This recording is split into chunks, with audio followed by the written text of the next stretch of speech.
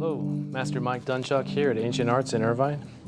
Today we're going to be talking about a very important concept from Taoism, especially Taoism centered on self-cultivation.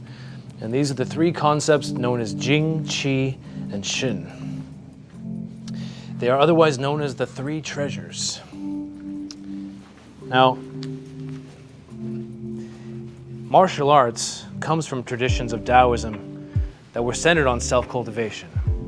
The martial arts practice for such people was part of a process of spiritual development and not only a means of self-defense and military or fighting application. It was part of the quest for self-knowledge. So to that extent, Jing, Qi, and Shen are energies within the body that correspond with different layers and levels of health. So, start with Jing,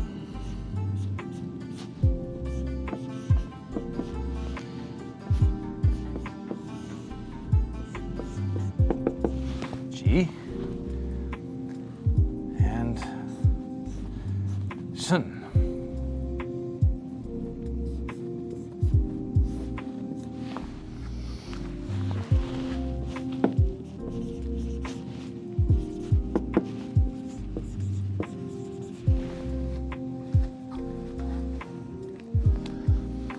Now, ultimately, the goal of cultivating these three energies within the body is spiritual attainment, understanding of one's place in the world, and a species of enlightenment.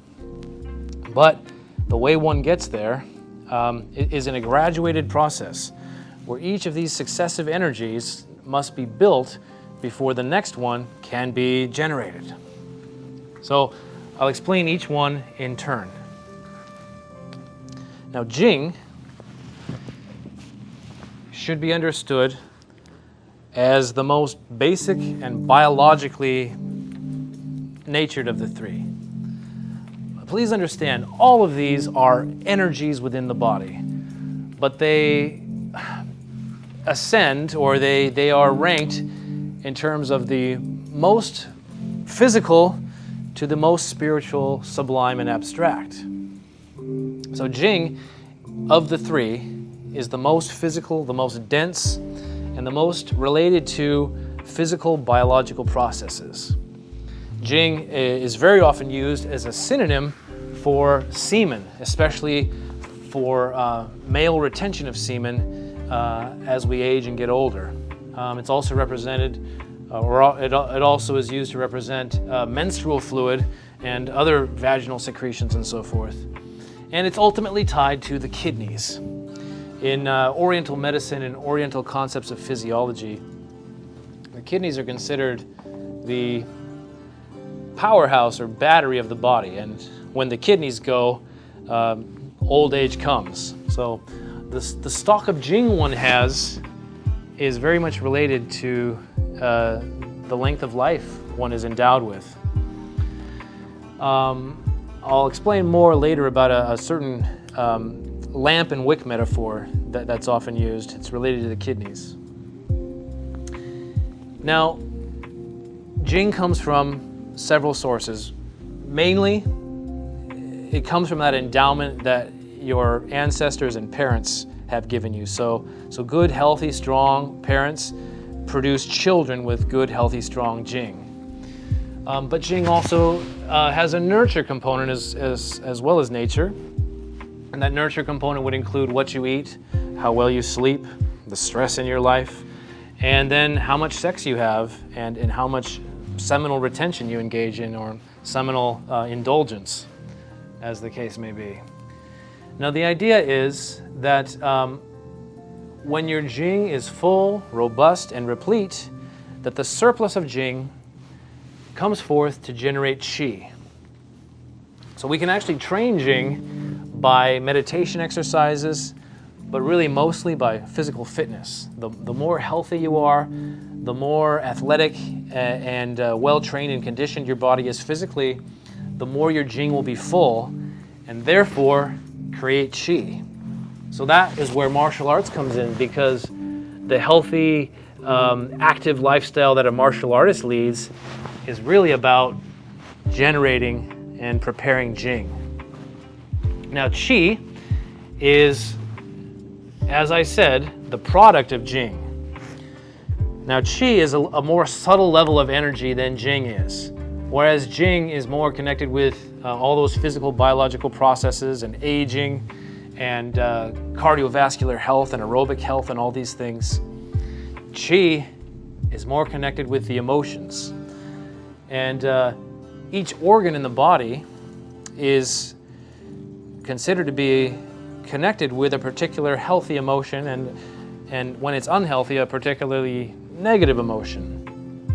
So to have good Qi is specifically to have a good and well-tempered, even-keeled emotional outlook and emotional intelligence.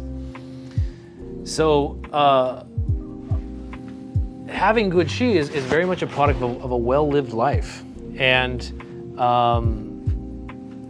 well-regulated moods are indeed a product of a healthy and active fitness life too. Finally, from the even distribution of Qi and the well-balanced nature of Qi, the third is produced, and that we call Shen. Now, Shen is the energy of a wise, enlightened mind. It is a mind that knows its place in the universe, is content, and experiences all the insights and peace of mind that comes from a well-lived life. So Shen helps you figure out what it's all about. Shen helps you achieve that feeling of belonging and knowing your place and being right with the universe. And that all comes by training martial arts. The physical fitness from martial arts with the cultivation through even-keeled emotions, and then ultimately the insight that comes from that are all part of a three-tiered process that is the very goal of the martial arts lifestyle. Now, on the body, it just so happens that there are places where these three are considered to be pooled, or at least places on the body where we associate with the generation of these three energies. Now, as I was saying before, Jing is most connected with the kidneys. And the kidneys are also most connected with the Dantian point that you know very well. The opposite of the Dantian point on the back is called the Ming Men. And the Ming Men is conceived of as a fire. It's called the Ming Men fire. And if you imagine it as a candle flame, it is considered to be the wick that is burning between the two kidneys, which are like reservoirs of oil. Now, obviously, the kidneys don't actually hold oil, but if we can consider that something about the health and vitality and function of the kidneys, including the adrenals and the cortex and everything else, is related to the contribution and generation of this pilot light, this sort of Bunsen burner for the whole body. And then if you continue with the physiological diagram and metaphor, we might put a kettle or some kind of cauldron over the fire so that it's being warmed and heated. And in this cauldron, we conceive of all the food you eat, everything that you've gathered into yourself for sustenance. And this cauldron is the level of Qi. Now, if we look at the character Qi, it contains another character inside it. And this character is called Mi. And Mi means rice. So the idea of Qi is actually the steam. This is an air radical on top of the rice radical, and it's therefore the kind of steam or essence or vitality that comes off the cooked rice. So that's the qi. Now this level of the body with the pot, that's your stomach.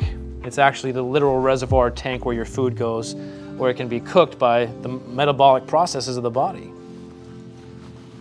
And this is at the level that we consider the combination of the action of the spleen and the stomach. In Oriental medicine, it's called the middle jiao, whereas this one is the lower jiao. So the middle jiao is where we deal most with qi. And the liver and the spleen and the stomach, well, the stomach and spleen harness qi from the food, but then the liver distributes it through the whole body. And thus, qi is introduced and circulated. And then finally, if we imagine the vapors that come off the pot, the smoke, the essence, that is situated at the level of the heart. And so the heart is where Shen is considered to reside. And Shen, as I said before, is the energy of spirit. It's the energy of wisdom, of insight, of peace of mind, and of spiritual knowledge. So when all three of these things operate together, we have the basis of internal alchemy, which is called Neidan Gong, and is sped along by Qigong practices and certain, I can't call them meditation because they're not quite meditation, but they are inward spiritual activities and exercises carried out by the mind and the concentration that help this process, which is quite a natural process. It accelerates it and hastens it along so that even more Jing, Qi, and Shen are generated. And that very practice and engagement is the essence of the three treasures. We are generating, cultivating, collecting, and keeping these three treasures for our health, our vitality, and ultimately our spiritual experience, knowing our place in the world. Thank you.